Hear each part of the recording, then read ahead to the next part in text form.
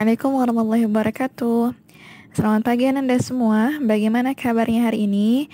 Semoga senantiasa sehat dan bahagia. Apalagi setelah menerima hasil belajar di PTS kemarin ya.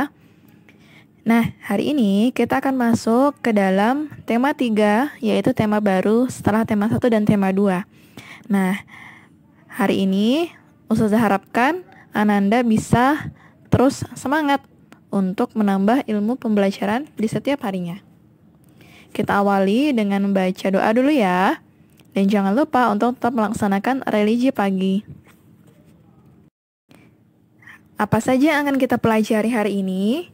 Nah, di dalam tema 3 tentang peduli terhadap makhluk hidup, subtema 1 tentang hewan dan tumbuhan di sekitar rumahku, kita akan mempelajari pembelajaran di muatan IPA tentang kerusakan lingkungan dan bagian-bagian tumbuhan dan fungsinya. Nah, kerusakan lingkungan merupakan pembelajaran ke-1 dan bagian-bagian tumbuhan dan fungsinya merupakan pembelajaran ketiga. Ananda bisa sembari membuka buku tema 1, subtema 1 dalam pembelajaran 1 dan 3 ya. Sekarang kita mengawali pembelajaran dengan memperhatikan gambar yang Ustazah berikan. Nah, siapa yang sudah mengenal tumbuhan ini? Iya, ini adalah padi. Apa itu padi? Padi adalah tanaman yang bijinya itu dikonsumsi sebagian masyarakat Indonesia setiap hari. Termasuk kita yang setiap hari makan nasi. Nah, nasi itu berasal dari padi. Padi merupakan makanan pokok rakyat Indonesia. Tumbuhan ini biasanya tumbuh di daerah panas dengan curah hujan yang tinggi. Biasanya Ananda akan melihat tumbuhan ini akan ditanam di sawah di dataran rendah. Ini merupakan sumber daya alam hayati, yang mana tumbuhan ini masuk ke dalam tanaman biji-bijian dan termasuk jenis tanaman rumpun yang kaya sekali akan karbohidrat, memiliki biji tunggal atau monokotil. Biji ini juga kita lihat biasa dimakan oleh unggas. Nah, daun-daunnya dimakan oleh ulat dan hama. Di sawah, tempat tumbuhnya padi juga biasanya ditinggali oleh berbagai macam hewan, seperti katak, ular, belut, dan lain sebagainya. Kulit padi biasanya ada yang memanfaatkan juga untuk prakarya atau bahan bakar. Dan jika di Indonesia, padi ini merupakan sumber mata pencaharian. Ayo, siapa yang tahu profesi apa yang mata pencahariannya berhubungan dengan padi? Iya, ini berhubungan dengan profesi petani. Nah, petani biasa bekerja untuk menanam padi di sawah. Ananda bisa sembari membaca buku di halaman 1 ya, tentang teks padi. Bagaimana tahapan pertumbuhan padi? Nah, coba perhatikan tahapan berikut ini. Padi diawali dengan sebuah benih. Benih ini dimasukkan ke dalam karung goni lalu direndam selama 1 malam supaya perkecambahannya merata. Nah, setelah berkecambah, benih tersebut nantinya akan ditanam di lahan sementara. Nah, tapi lahan sementara ini bukanlah lahan sebenarnya. Nah, nanti ketika sudah cukup umur, benih ini akan menjadi sebuah bibit, di mana bibit yang telah siap nantinya akan dipindah tanamkan ke sawah. Nah, biasanya ini ditanam oleh para petani dengan berjalan secara mundur. Apakah Anda pernah melihat? Nah, biji tadi akan tumbuh hingga ke permukaan. Bakal akar dan tunasnya akan menonjol keluar. Batangnya pun akan memanjang. Nah, dalam proses pertumbuhannya, petani akan mengairi sawahnya dan memberi pupuk serta pestisida pada lahannya. Agar apa? Agar tumbuhan padinya bisa tumbuh subur dan terhindar dari segala macam pestisida hama.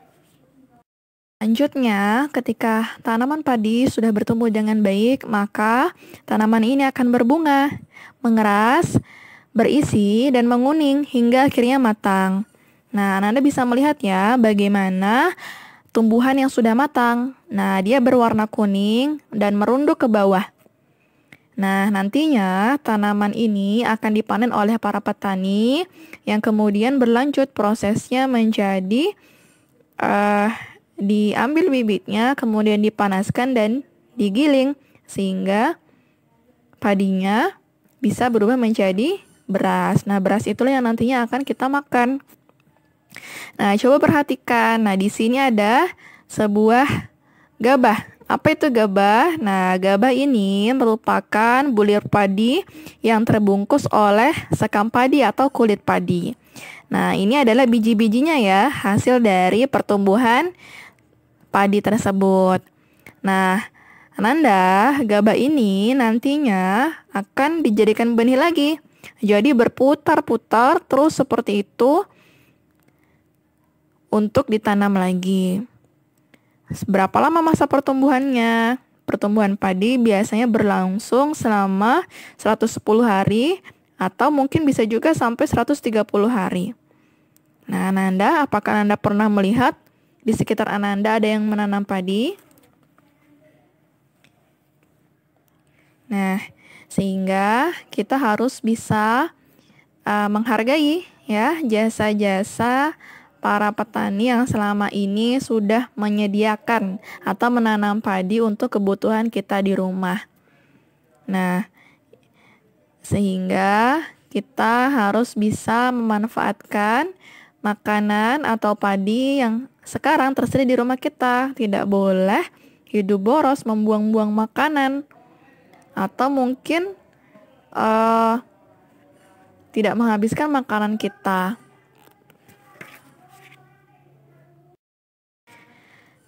Nah, Nanda, tadi kita sudah mempelajari ya bagaimana proses pertumbuhan padi. Ternyata prosesnya panjang sekali. Artinya, kita harus bisa menghargai bagaimana padi itu bisa tumbuh sampai akhirnya bisa kita makan menjadi sebuah nasi. Kita tidak boleh buang-buang nasi. Kita harus bisa bersyukur dengan apa yang hari ini kita dapatkan. Dan rasa bersyukur kita juga bisa kita tunjukkan dengan senantiasa menjaga tumbuhan di sekitar lingkungan kita. Tidak memberikan atau melakukan kerusakan. Karena lingkungan dengan kita itu sama-sama bisa memberikan sebuah manfaat. Maka kita harus bisa menjaganya. Nah, bagaimana sih? Kenapa lingkungan bisa rusak? Lingkungan itu rusak terjadi karena interaksi kita sebagai manusia dan lingkungan di sekitar kita itu tidak seimbang. Bisa jadi kita sering berbuat sesuatu yang itu malah membuat lingkungan atau tumbuhan itu hancur. Nah, sekarang kita lihat bagaimana sih contoh kegiatan manusia yang bisa menyebabkan kerusakan lingkungan.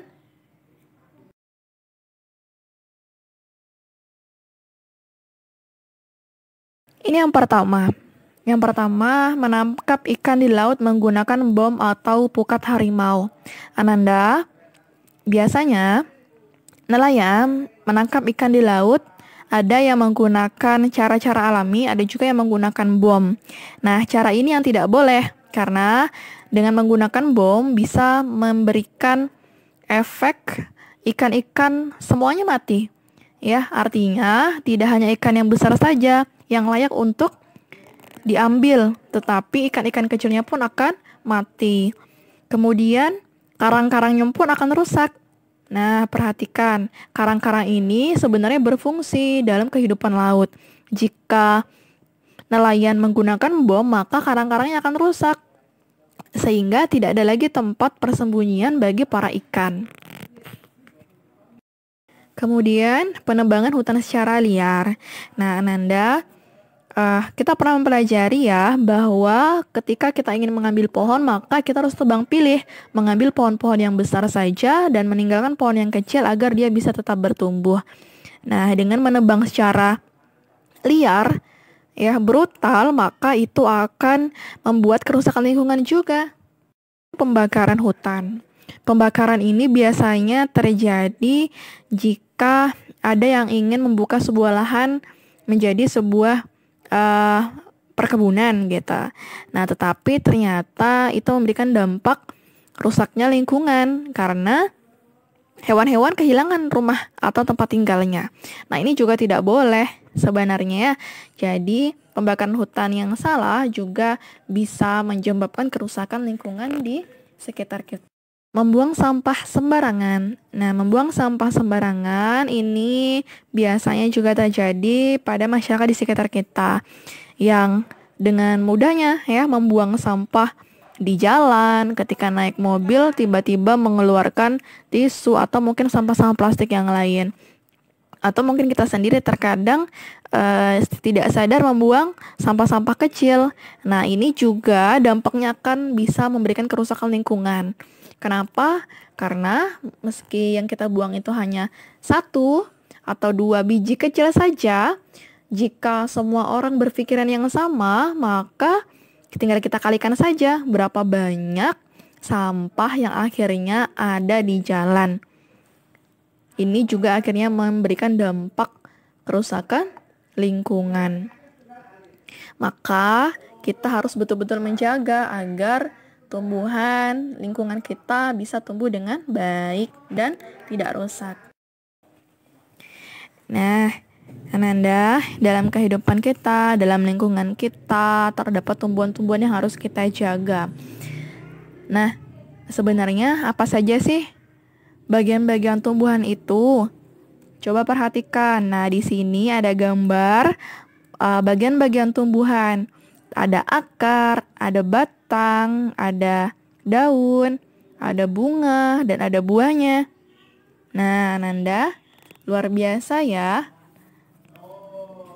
Bagian-bagian tumbuhan yang Allah ciptakan dalam kehidupan kita. Maka, yuk kita jaga lingkungan kita dan kita kenali tumbuhan-tumbuhan yang ada di sekitar kita. Yang pertama, akar. Akar ini merupakan bagian tumbuhan yang terdapat di dalam tanah atau juga bisa di atas tanah. Nah, apa saja jenis-jenisnya? Ini merupakan jenis-jenis akar. Nah, Ananda bisa perhatikan ya. Ternyata, yang namanya akar itu memiliki banyak sekali atau beragam sekali bentuknya dan jenis-jenisnya. Nah, sekarang yuk kita bahas satu persatu. Ini merupakan akar serabut. Nah, akar serabut, Anda bisa perhatikan dia memiliki bentuk seperti serabut dan berukuran kecil-kecil. Akar ini biasanya dimiliki oleh tumbuhan biji berkeping 1. Misalnya, tanaman padi, tanaman jagung, atau tanaman-tanaman yang lain yang berkeping 1. Nah, biasanya ini mudah sekali dicabut karena akar ini biasanya tumbuhnya merata. Berikutnya akar tunggang. Akar tunggang ini terdiri dari satu akar besar ke bawah, kemudian dia memiliki cabang akar-akar yang lain.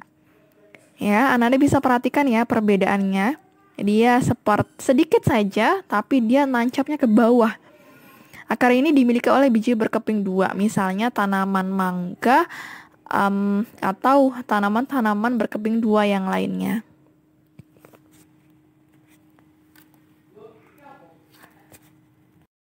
Selanjutnya, akar napas. Nah, Ananda, selain akar tunggang dan akar serabut tadi, ternyata ada akar yang lain loh, yang juga menjadi contoh lain dari macam-macam akar. Ini merupakan akar napas. Nah, siapa yang pernah melihat akar semacam ini? Ya, akar napas ini biasanya muncul ke permukaan tanah. Fungsinya adalah untuk bernafas dan mengeluarkan zat tertentu, misalnya garam. Contohnya ini bisa kita lihat pada pohon bakau jenis api-api. Berikutnya akar gantung. Nah, Nanda pasti pernah melihat akar semacam ini. Akar ini keluar dari atas tanah dan bergantung di atas udara. Akar ini berfungsi untuk mengambil uap air dari udara. Nah, akar ini biasanya ya, Ananda perhatikan dan Ananda bisa dilihat pada tumbuhan beringin, ya kan? Nah, dia akarnya menggantung-gantung gitu. Selanjutnya akar papan atau akar banir. Nah, Nanda, akar ini merupakan akar yang berfungsi membantu tegaknya tumbuhan. Jadi akarnya memang kelihatan ya seperti itu. Akar ini biasanya bisa Ananda lihat pada akar pohon kenari atau mungkin akar pohon randu. Nah, nanti bisa tanya ke orang tua ya, di mana kira-kira ada pohon-pohon tersebut sehingga kita bisa lihat secara langsung. Kalau ini merupakan akar tunjang. Akar tunjang ini tumbuh ke segala arah yang fungsinya adalah sebagai penahan tumbuhan agar dia tidak roboh. Nah, Nanda bisa perhatikan ya, akarnya kemana-mana. Jadi menancap kemana-mana agar tumbuhan di tengahnya itu tidak kemana-mana, tidak goyang, kokoh, sehingga tidak roboh ke kanan atau ke kiri. Lalu sebenarnya apa sih fungsi akar? Fungsi akar yang pertama adalah menyerap air dan zat hara di dalam tanah. Yang kedua, menguatkan berdirinya tumbuhan pada tempat tumbuhan. Dan yang ketiga adalah menyimpan cadangan makanan. Bagian tumbuhan yang kedua adalah batang. Apa sih batang itu? Batang merupakan bagian tumbuhan yang terdapat di atas tanah. Sekarang kita pelajari apa saja jenis-jenis batang. Yang pertama ada batang berkayu. Ananda, batang berkayu ini banyak sekali ada di sekitar kita ya. Nah, ciri-cirinya ya dia keras seperti kayu pada umumnya. Nah, jadi kenapa dia bisa keras? Karena kandungan air yang ada di dalamnya itu lebih sedikit.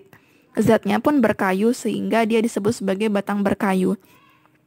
Contohnya pada pohon beringin, pohon jati, pohon mangga, pohon jambu, dan lain sebagainya. Kedua, ada batang basah. Batang basah ini memiliki tekstur yang lunak karena mengandung lebih banyak air dan udara. Contohnya apa sih? Contohnya ada pohon kacang, bayam, jagung, pohon pisang, atau mungkin bambu. Nah, ini adalah contoh-contoh dari batang yang basah. Lalu, apa fungsi batang? Fungsi batang adalah yang pertama menyalurkan air, zat hara, dan zat makanan ke seluruh bagian tumbuhan. Yang kedua, tempat tumbuhnya daun, bunga, dan buah. Dan yang ketiga, tempat menyimpan cadangan makanan pada beberapa jenis tanaman. Misalnya tanaman tebu. Nah, kalau tadi fungsi akar untuk menyimpan cadangan makanan, di batang juga terdapat tempat menyimpan cadangan makanan. Tetapi ini untuk beberapa jenis tanaman ya Ananda. Tadi Ustazah sebutkan misalnya tebu karena cadangan makanan ada di tengah-tengah, yaitu di batangnya bukan di akar. Dan tumbuhan yang ketiga adalah daun. Daun merupakan bagian tumbuhan yang berbentuk lembaran dan tumbuh pada cabang-cabang batang. Nah, ini merupakan macam-macam dari daun. Nah, Nanda bisa lihat ada daun yang melengkung. Ini biasa terdapat pada daun sirih atau daun mangkuk dan daun-daun lainnya. Kemudian daun menjari.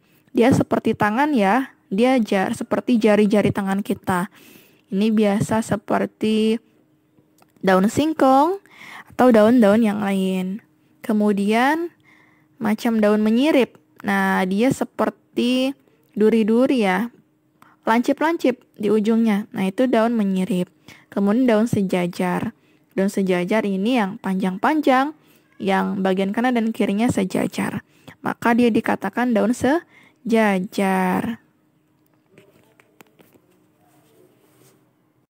Lalu apa fungsi daun? fungsi daun adalah sebagai tempat fotosintesis.